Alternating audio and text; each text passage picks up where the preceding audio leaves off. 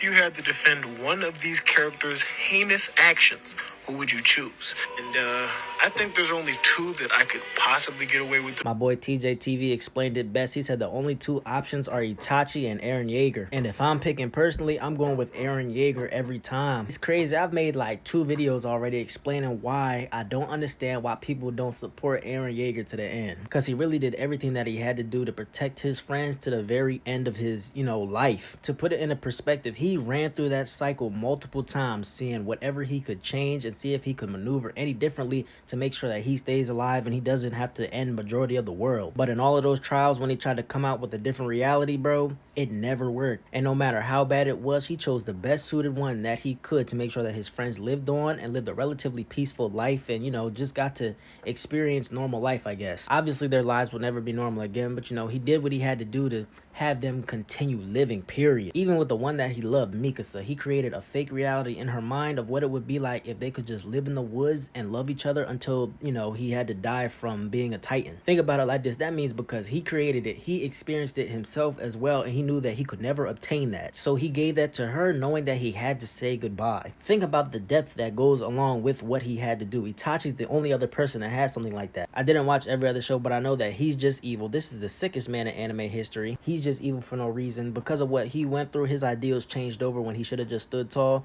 And Aizen is just a different breed of villain.